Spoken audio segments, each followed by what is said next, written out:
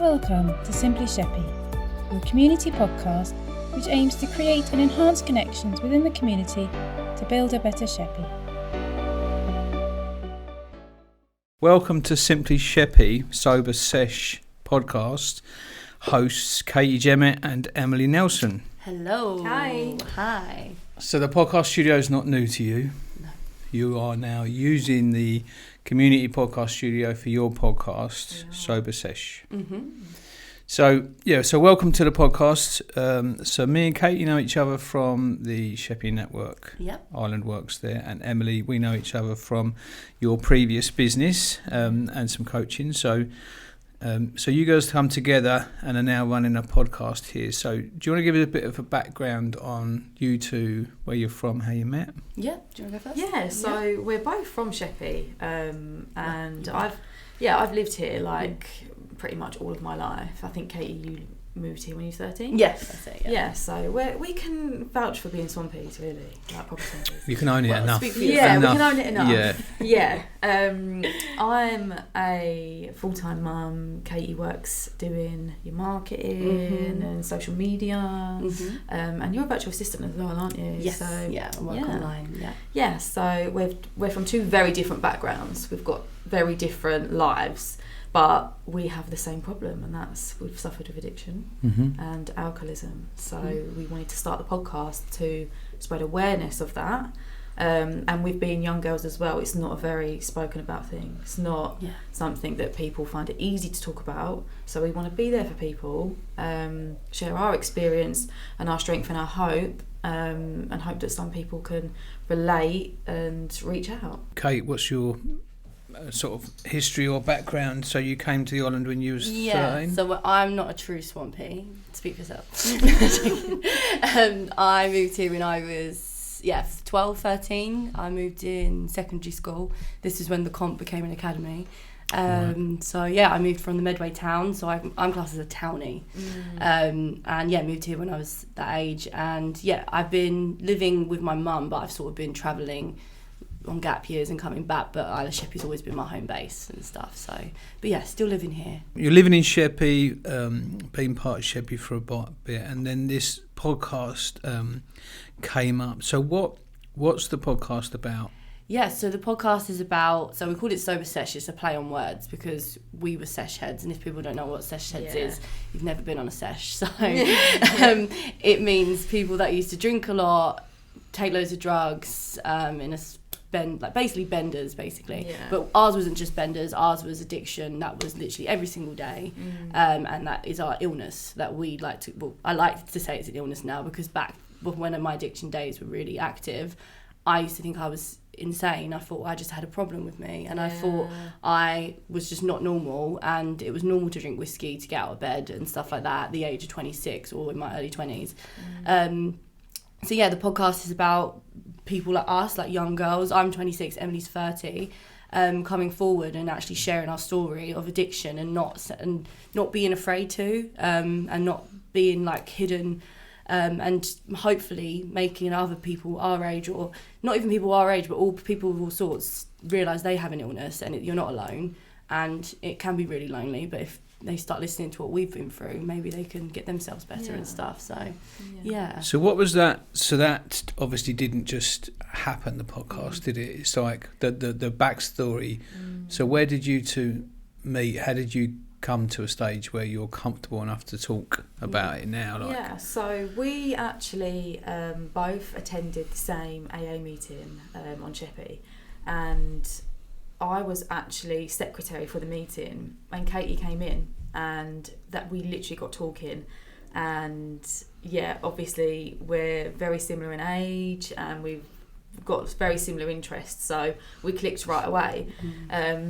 And then I'm now Katie's sponsor, so I'm taking her through the work, so we've got to know each other on a really deep level as well, because you've got to be able to have that level of trust, and you've got to be honest when working the 12-step program.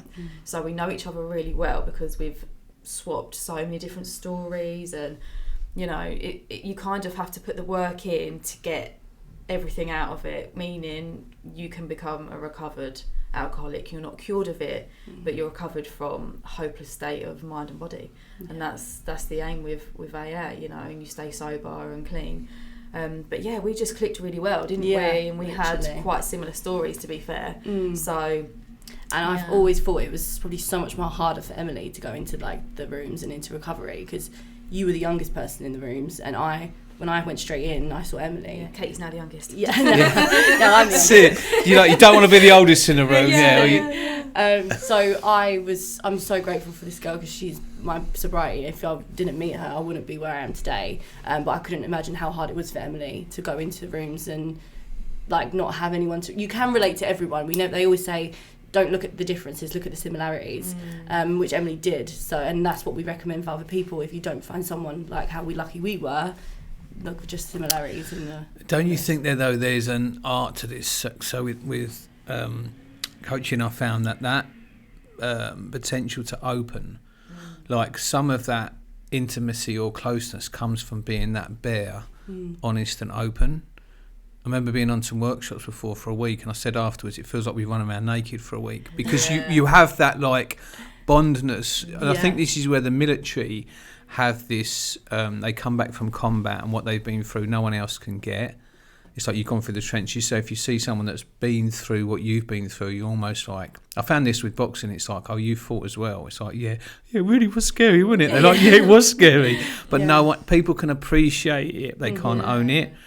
And that means you're not alone as well. Yeah, and that level of openness and that vulnerability that you are in those meetings, of being open, I guess is one of the things that helps bond you and connect you, doesn't it? Yeah, you are really bare in all in the rooms as well, because it's the only place really that you can all say the most ridiculous thing, but everyone laughs. And you don't get judged. You don't get judged, because you're all the same. You've all got the same problem. You might have different stories, but you've all got the same underlying problem.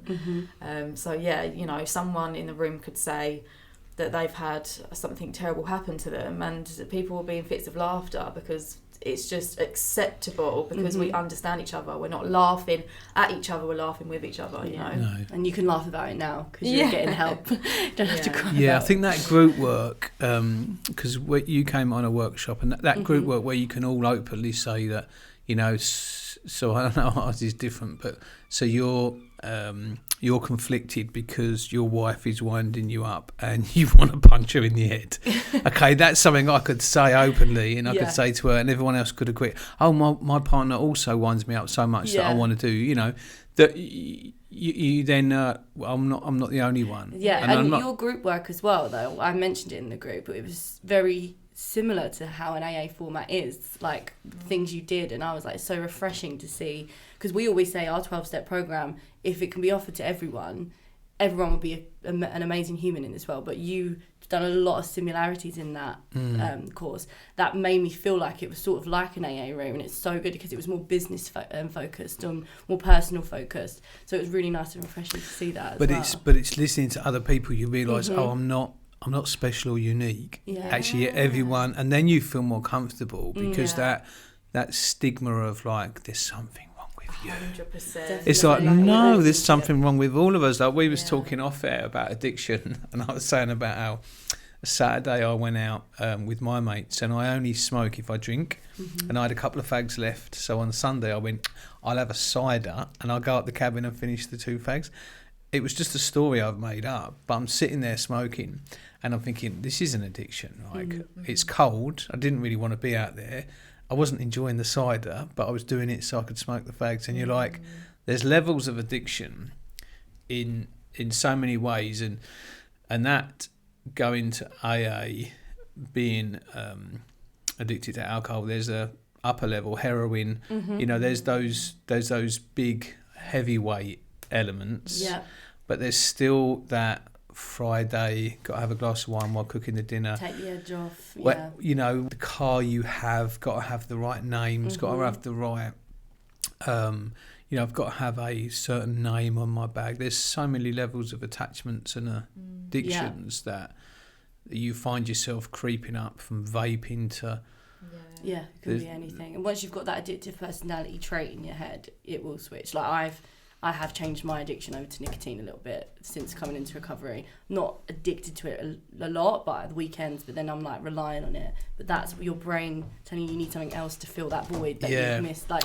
we always say, it can go to food, sugar when you come out and stuff. So yeah, if you've got it, it will keep attaching your brain.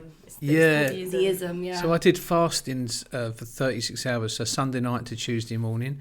And I was sort of getting through it, and then I said to myself, I'm just going to go with black coffees with the sweetener. And then I said, I'll get a vape to make it easier.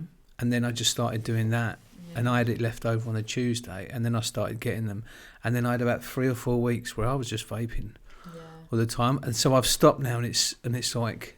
The risk is sometimes you replace that with something else. Yeah, and you don't really become free. You just move that attachment to something else. It's like the baby's dummy that you never really put down. Yeah, but it's the dopamine chase as well, literally. So true. But it's the dopamine chase as well. Like we've all sort of made a comment, we might have undiagnosed ADD or ADHD, but that dopamine chase is because you're finding joy in vaping. We found joy in alcohol. And we don't even realise it sometimes. Yeah. We don't realise it consciously. We then pick up something else. I always say it's like the game whack-a-mole. A mole pops up and you whack it, and then another one pops up, and it's there's always something that you're trying to put your attention to, or it's just interesting. So the podcast you talk about what you've gone through and the steps and things that you've done to free yourself more from it, and that. So what sort of things? Or who do you want it to help? Who are you sort of reaching out to, the podcast, your audience? I'd say, of course, we want it to be all-inclusive, never exclusive. But it would be really good if we could target a younger audience. Because, do you know what? The whole rave scene and drinking and drugs is so massive. Huge among young people now. And it's become so normalised that it's quite scary. Yeah, like really scary. I don't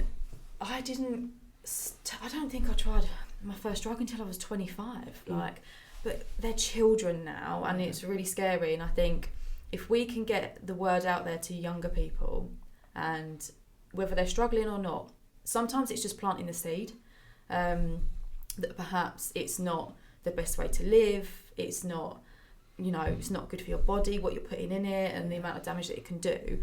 But that you don't need it to have a good time as well. No.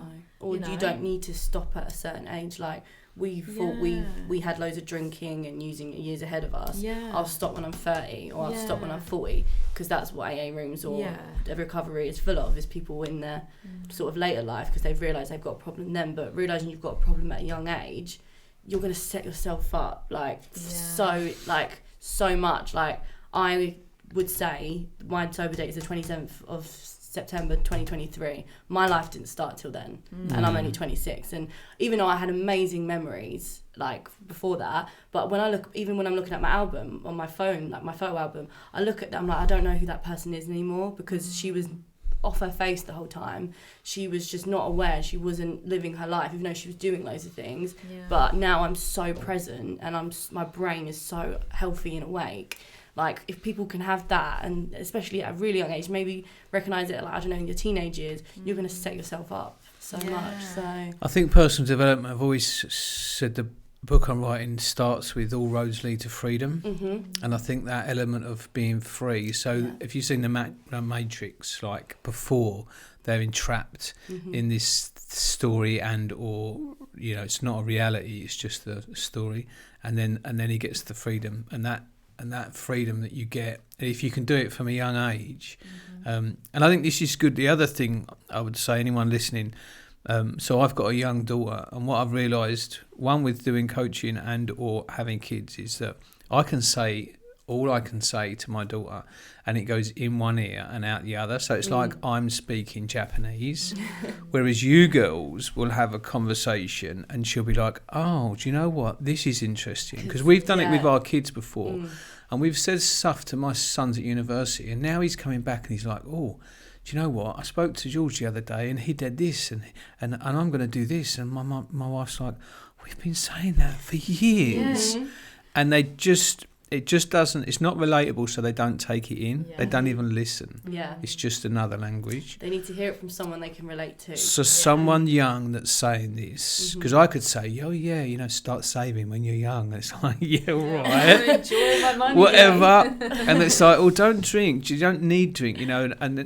But someone young would listen to you, and that's it's what we're relatable, hoping. isn't it? We're really hoping that, and just even if it's just one person. Like, I wish I saw someone my age doing this. There are loads of people on TikTok or other social medias, but I do remember just before I got fully clean, I saw Davina McCall on a podcast, just literally how this is set up, and she was talking about NA, and I had no idea what it said. That's Narcotics Anonymous, and how she said that. I remember her literally saying the words, NA taught me how to live.